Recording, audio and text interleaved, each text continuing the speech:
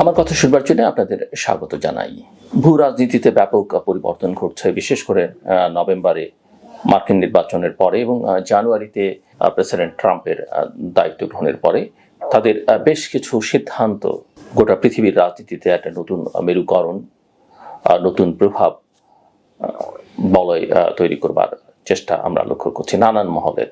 এটা ঠিক মার্কিন যুক্তরাষ্ট্রের সেই আগের প্রভাব কতখানি থাকছে না সেটা নিয়ে আলোচনার দাবি রাখে এবং এক ধরনের অস্থিরতা যেমন পৃথিবী জুড়ে আছে, মার্কিন যুক্তরাষ্ট্রের অভ্যন্তরেও আমরা লক্ষ্য করছি।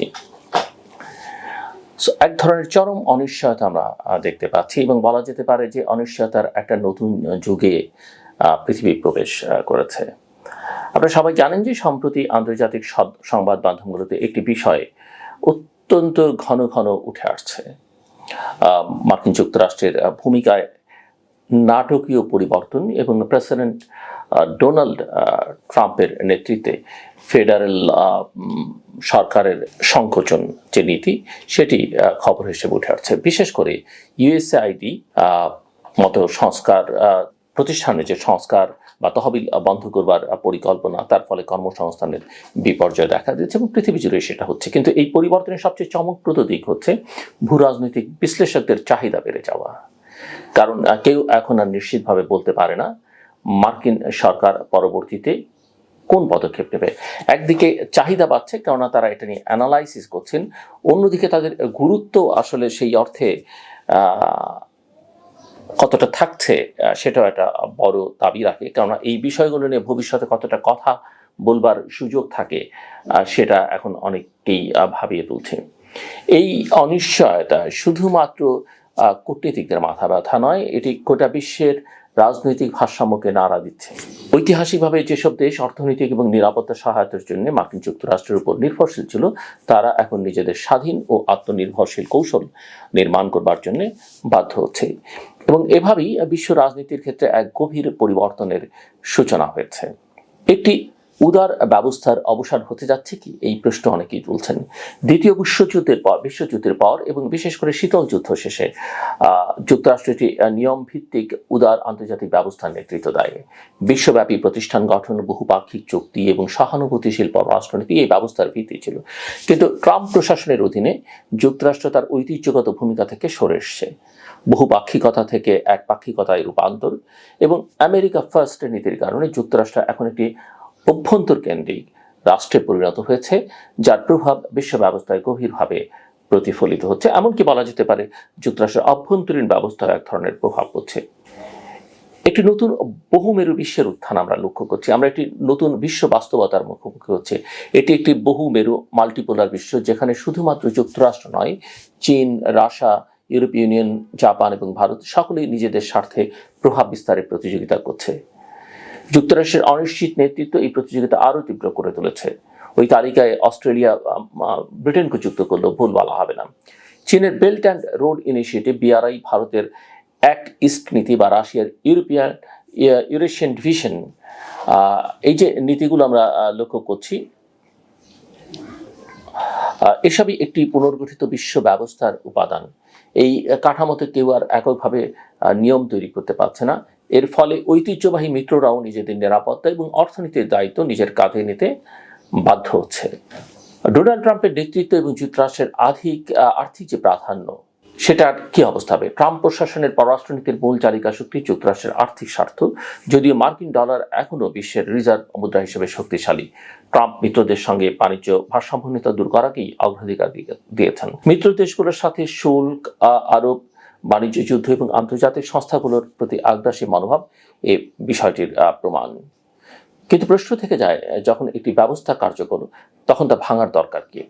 এই প্রশ্ন শুধু নীতি নির্ধারকদের নয়, সারা বিশ্বের নাগরিকদেরও ভাবিয়ে তুলেছে।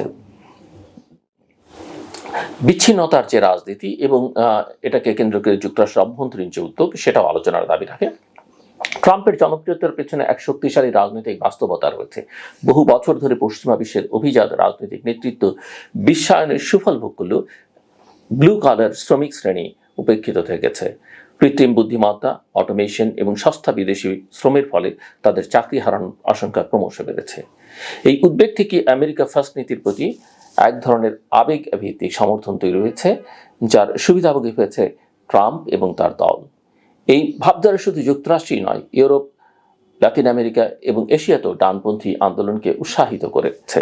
আন্তর্জাতিক প্রতিশ্রুতি ভঙ্গ করা এবং নিরাপত্তা সংকটের দিকে যদি আমরা তাকাই, ট্রাম্প প্রশাসন শুধুমাত্র কূটনৈতিক আচরণই নয়, তার বাস্তব পদক্ষেপও মার্কিন নেতৃত্বের ঐতিহ্য থেকে সরে এসছে।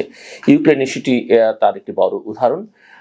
আমরা জানি যে 1994 সালের বুদাপেস্ট স্মারকলিপি অনুযায়ী ইউক্রেন পারমাণবিক অস্ত্র ত্যাগ করে রাশিয়া এবং যুক্তরাষ্ট্রের নিরাপত্তা নিশ্চয়তার বিনিময়ে। কিন্তু 2014 সালে রাশিয়া ক্রিমিয়া দখলের পর এবং ট্রাম্পের ইউক্রেন সম্পর্কিত অবস্থান এই প্রতিশ্রুতিকে ব্যর্থ করে দিয়েছে। এই ঘটনাগুলো তাইওয়ান, দক্ষিণ কোরিয়া এবং পূর্ব ইউরোপের মার্কিন মিত্রদের উদ্বিগ্ন করে তুলেছে। তারা এখন ভাবছে যুক্তরাষ্ট্র আসলেই তাদের পাশে থাকবে কিনা। এমনকি যুক্তরাষ্ট্রের আরও অন্যান্য মিত্রদেরকেও এটা ভাবিয়ে তুলেছে। সাধারণ জনগণের ভূমিকা এবং ট্র্যাক টু যে ডিপ্লোমেসি, সেটা হচ্ছে যে সরকারি চ্যানেলগুলো যখন ব্যর্থ তখন জনগণের উদ্যোগ অপরিহার্য হয়ে পড়ে। ট্র্যাক টুর কূটনীতি, যেখানে গবেষণা প্রতিষ্ঠান, সিভিল সোসাইটি, শিল্প প্রতিষ্ঠান এবং একাডেমিক মহল একসঙ্গে কাজ করে, এখন অতীতের যে কোনো সময়ের চেয়ে বেশি এবং গুরুত্বপূর্ণ এই কাজগুলো করা। বাংলাদেশের মতো দেশে এই পরিবর্তনের প্রভাব সরাসরি পড়ে। রোহিঙ্গা সংকট, জলবায়ু পরিবর্তন, বাণিজ্য নীতি, সব ক্ষেত্রেই আন্তর্জাতিক সহযোগিতা অপরিহার্য। তাই সরকারের পাশাপাশি নাগরিক সমাজ, মিডিয়া, থিঙ্ক ট্যাঙ্ক বা গবেষণা প্রতিষ্ঠান যাই বলি না কেন আমরা, এবং শিক্ষা প্রতিষ্ঠানকে এগিয়ে আসতে হবে। এই যে একটা ভাঙা বিশ্বর কথা বলছি, এটাকে পুনর্গঠন করবার প্রয়াস কি? বিশ্ব ব্যবস্থা ভেঙে পড়েছে, কিন্তু একটি ভাঙা পৃথিবীকে ভাঙার দরকার নেই, এটি পুনর্গঠনের সুযোগ হতে পারে। এখন আমাদের সময় সংগঠিত হবার, চিন্তা করবার, বিকল্প পথ খুঁজে বের করবার এবং নতুন অংশীদারিত্ব গড়ে তুলবার। যারা আন্তর্জাতিক সহযোগিতা, পরিবেশ, মানবাধিকার এবং শান্তির পক্ষে, তাদের পিছিয়ে পড়লে চলবে না। রাজনীতি কখনো কখনো স্বার্থান্ত হতে পারে, কিন্তু নাগরিকদের দৃষ্টিভঙ্গি অনেক অনেক বড় হতে পারে, অনেক অনেক বড় হতে হবে। এবং মনে রাখতে হবে যে ইতিহাস অপেক্ষা করে না। মানচিত্র যেভাবেই বদলাক না কেন, আমাদের সংগ্রাম চালিয়ে যেতে হবে একটি ন্যায়ভিত্তিক, শান্তিপূর্ণ এবং টেকসই বিশ্বের জন্য। ইতিহাস সিদ্ধান্তহীনতা সহ্য করে না। এখনই সময় কর্ম করবার, অর্থাৎ কাজ করবার, যুক্ত থাকবার এবং আশাবাদী থাকার। বিশ্ব একটি মোড়ে দাঁড়িয়ে আছে এবং সেই মোড়ে আমাদের সক্রিয় ভূমিকা রাখা অত্যন্ত জরুরি। আমি মনে করি অবশ্যই বাংলাদেশ তার যে মৌলিক আদর্শ, সেই আদর্শের ভিত্তিতে বহির্বিশ্বের সঙ্গে সম্পর্ক রক্ষা করবে, নিজের স্বার্থ সবার আগে দেখবে। এবং সেই আদর্শের কথা যদি আমরা বিবেচনা করি, যুক্তরাষ্ট্র এবং পশ্চিমা বিশ্বের সঙ্গে বাংলাদেশ সম্পর্ককে আরও নিবিড় করতে হবে। এবং কারোর সঙ্গে সেই অর্থে শত্রুতা করবার দরকার নেই, সেটা যুক্তরাষ্ট্র হোক, চীন হোক কিংবা ভারত হোক। এবং ভারতের সঙ্গে সম্পর্কের যে টানাপোড়েন আছে, সেটাকে একটা উইন উইন সিচুয়েশনে নিয়ে যাওয়ার চেষ্টা করতে হবে। কেউ কাউকে যেন, কোনো পক্ষ যেন হস্টাইল না করে। চীনের লক্ষ্য অনেকটা বাণিজ্য কেন্দ্রিক, কিন্তু একই সঙ্গে তারা নিরাপত্তার ইস্যুটিকেও এখন বিবেচনার মধ্যে রাখছে, রাজনৈতিক প্রভাব বলে বৃদ্ধি করবার চেষ্টা করছে। কিন্তু সেখানে দেখতে হবে বাংলাদেশের স্বার্থ আসলে কতটা সংরক্ষিত হচ্ছে, বাংলাদেশ কতটা বাজার সেখানে পাচ্ছে, বা তারা কতটা ইনভেস্ট করছে, এইসব বিষয়ে ভাবনার দাবি রাখে। তবে বিশ্ব ব্যবস্থা পাল্টে যাচ্ছে, বিশ্ব ব্যবস্থার সঙ্গে সঙ্গে আমাদেরও নীতিতে অনেকখানি বদল আনতে হবে। এবং আমাদের নাগরিক সমাজের দায়িত্ব, আমি মনে করি সিভিল সোসাইটিগুলো, থিঙ্ক ট্যাঙ্কগুলোর অনেক বেশি দায়িত্ব এই মুহূর্তে। গোটা বিশ্বব্যাপী সকল দেশের নাগরিকদের থিঙ্ক ট্যাঙ্কগুলোর দায়িত্ব অনেক বেশি আমি মনে করি। গণমাধ্যমগুলোর এখানে গুরুত্বপূর্ণ ভূমিকা রাখবার সুযোগ আছে। আমার কথা শুনবার জন্য আপনাদের অসংখ্য ধন্যবাদ। আপনাদের সবার জন্য শুভকামনা।